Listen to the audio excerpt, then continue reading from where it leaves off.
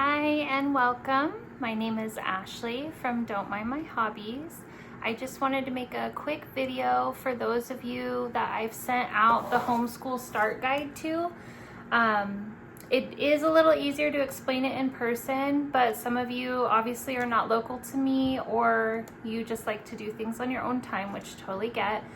So I'm going to go through this really quick with you guys to kind of better explain some of the forms in here and the general idea of how to homeschool. So stay tuned. All right, so everything that is in this binder is a free printable that I either made or gathered from the various resources online. If this is something that you want, just comment below or send me a DM to my Instagram and I will send it over to you. It is designed just to hole punch and put right in a binder so that it's easy for you to find everything. And this is the Homeschool Hub. This is going to be local to the Central Valley of California. We are working really hard to make sure that resources are easily accessible for everybody in our area. But she also posts a lot of really good info on the new laws and things like that, so definitely give her a follow over there. So these are the different sections that I have kind of laid out for you guys. The first one being homeschool options in California. This is a little blurb about the 3, sometimes 4 different ways you can homeschool. The main 2 are going to be PSA or charter. If you are interested in doing a PSA, which is basically filing with the state stating that you are going to be the sole educator of your child, this Chifa website is a really good resource. I believe they have screenshots step by step of how to file for your PSA. If you're pulling your child out of a public school, you will need to provide the school with your PSA documentation, so keep that in mind. They will not let you take your child out of enrollment until you provide that. If you go to a charter, the charter will do that for you. This is an explanation of the difference between a PSA and a charter. PSA is homeschooling 100% completely on your own. So you're going to file. You can use that QR code on the previous page if you need help. Join HSLDA. Once you do those 2 things, you are free to choose your education style and the curriculum. You will need to keep records for yourself, and there is no state testing required. If you choose to go the charter route, you need to pick a charter and see if they are accepting new enrollments. Go through their specific enrollment process.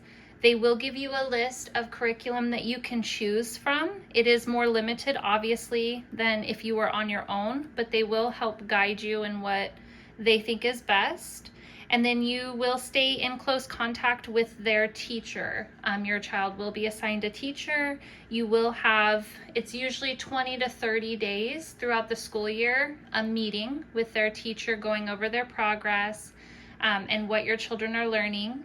And you will be required to provide samples of their work every one of those meetings.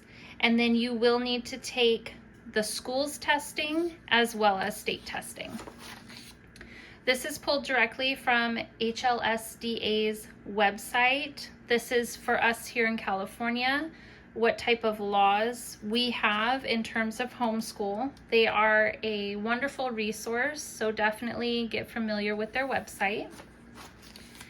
The next section is going to be curriculum options. Again, HLSDA has a wonderful little library of explaining different learning styles and curriculum choices. Again, if you're doing a charter, you are not going to be as flexible, or the school won't be as flexible with your learning style. You are going to have to go with their curriculum. But if you're doing PSA, then you can get more information on these different education styles and choose what fits best for your child and your.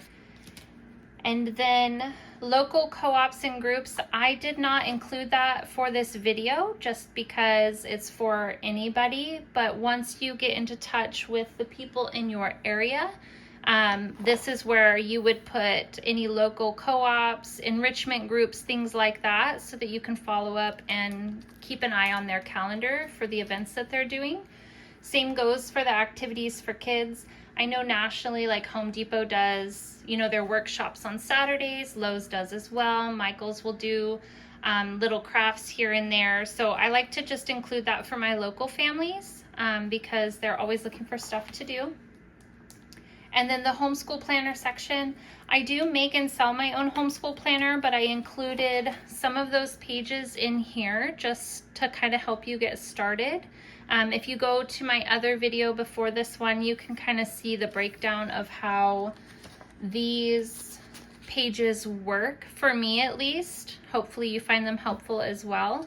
But again, keeping track of your subscriptions, our book list, whether that's curriculum based or pleasure reading based, our actual curriculum that we're using. We do go through a charter this year, so I do have to request all of that from their teachers, so I keep it here, as well as their extra curriculum and special interest. Pacing guide, super helpful. I went into more depth in the video before this, but to kind of, especially for first-time homeschoolers, how to pace out your year based on the curriculum that you chose. Attendance log. If you go through a charter, you'll report attendance to them. If you do a PSA, go ahead and log it here because you do need to keep samples of all that, as well as work samples for both charter and PSA. 2 pages for that, and then a unit study. A lot of the learning styles do learning through unit studies where it's all encompassing. So if you need a landing page to get all that information together and make sure that you have everything you need before you start, I did include one of those as well.